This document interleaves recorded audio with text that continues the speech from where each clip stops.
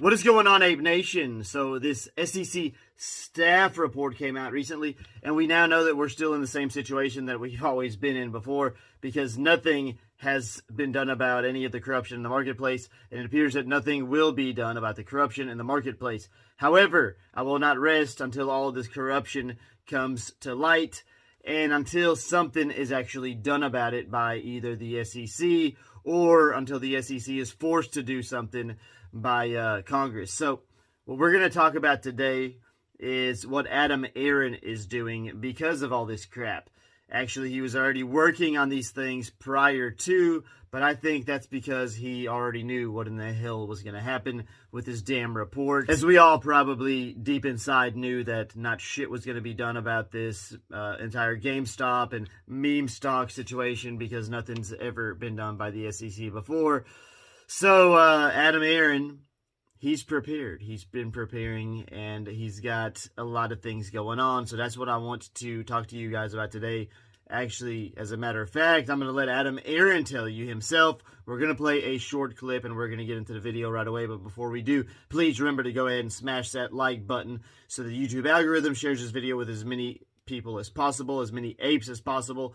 And for the love of God, if you're not subscribed yet, what in the world are you waiting for? I drop content like this every single day. What a wild ride AMC has had since this pandemic hit. You think? A year and a half ago.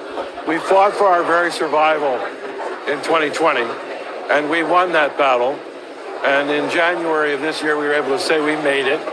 No, our business wasn't back, but we had raised billions of dollars to survive whatever the pandemic would throw at us. And then this year, it's actually millions of retail traders have descended on AMC. We have over 4 million stockholders now. They have small positions on average. But when you add them all up, it really is the evidence of the democratization of Wall Street.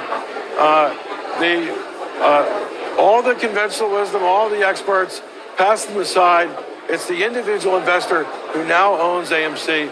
I work for them, and when you talk about the rise in our share price, and I hear so many naysayers say, well, look, back in 2019, your market cap was X. How are you ever going to get there? And they predict our stock will fall.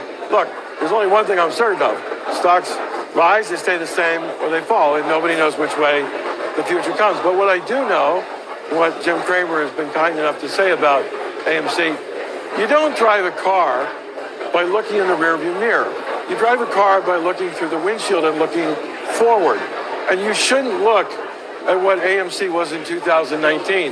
Because why not? Because let's forget about COVID, can we? Because let's, for a brief moment, the movie theater business was in decline before COVID. Well, actually, a couple of things there, because that's a big and important question, Brian. The movie theater business was not in decline before COVID.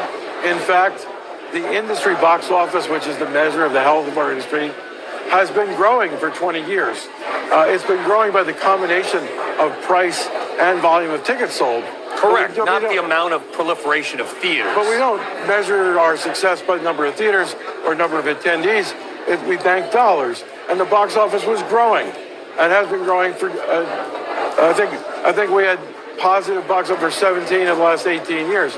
Now, having said that, it's hard to put COVID aside because we are dealing with COVID. And again, naysayers about AMC, quick to point out that we're not yet back to 2019 levels pre-pandemic. And we're not. But we're so much stronger today than we were in the third quarter, in the second quarter, in the first quarter. And in fact, the 14 days that we just came through, October 1 to 14, the first 2 weeks of this year, is the highest 2-week box office that our industry has seen since February of 2020, 20 months ago. That's good news for us. It feels to us that we're on the way back. But the question is, where do we go from here? Yeah. We have absolutely no intention of just bringing back the company that existed in 2019. Because we raised so much money, our shareholders have armed us with what was, at the end of the second quarter, a $2 billion cash war chest, a cash and liquidity war chest, to go out and transform our company. And we have several big ideas that we're working on right now. From what to what? Give us we've heard about football games. I'm a Charger fan. I live out. I can never watch the games. Can I go to an AMC theater soon and watch the Chargers play Tyler's Washington football team? You can, at some of our theaters, watch some NFL games each week.